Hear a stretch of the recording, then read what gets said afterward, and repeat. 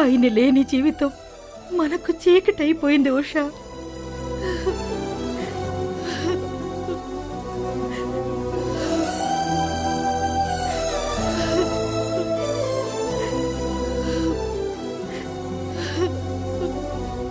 నాన్న మనల్ని వదిలి ఎక్కడికి వెళ్ళలేదమ్మా. నాన్న ఎప్పుడు మన గుండెల్లోనే ఉంటాడు, మన చుట్టూనే తిరుగుతూ ఉంటాడు.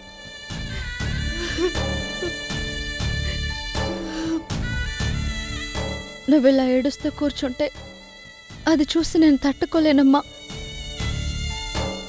ఏడవకమ్మా. ఏడవకుండా ఎలా ఉండమంటావు ఉషా? బతుకు బండికి 2 చక్రాలుంటేనే ప్రయాణం సాగుతుంది.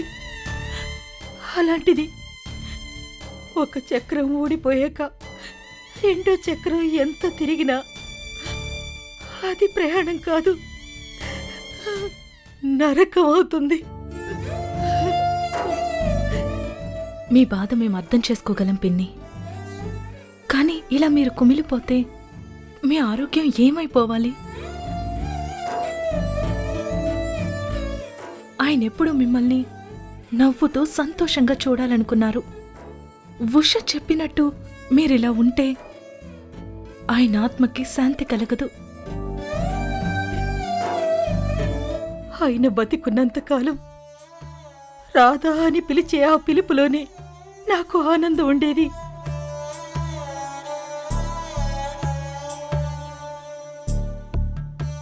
ఇప్పుడు ఆ మనిషి కనిపించడు, ఆ పిలుపు వినిపించదు.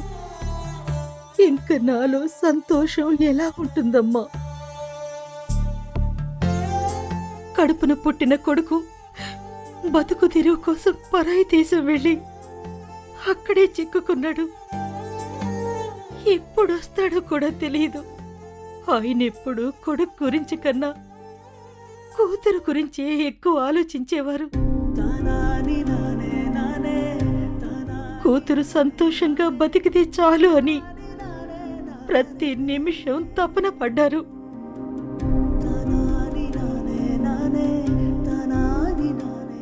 అమ్మ ఉషా,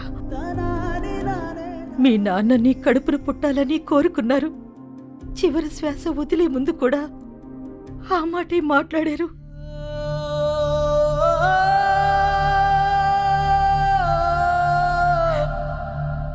నా అనుకున్న మనుషులు వెళ్ళిపోతారు, కానీ వాళ్ళు వదిలి వెళ్ళిన ఆశలు మాత్రం మనతోనే ఉంటాయి.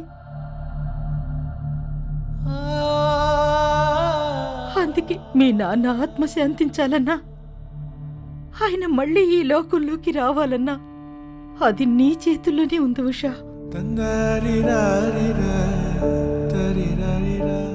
ఒక్కసారి ఆలోచించి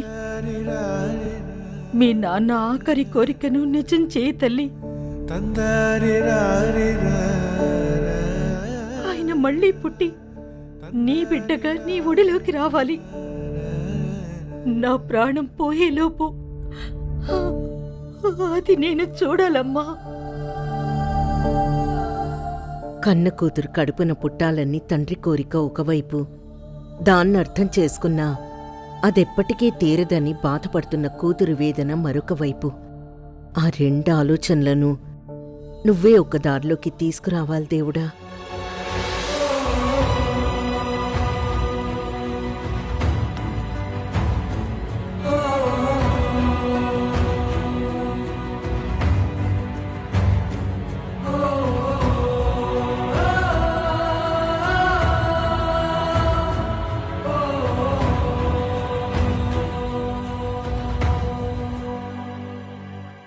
నేను నా తాళి తెంచుకోవడానికి కారణం మీరు.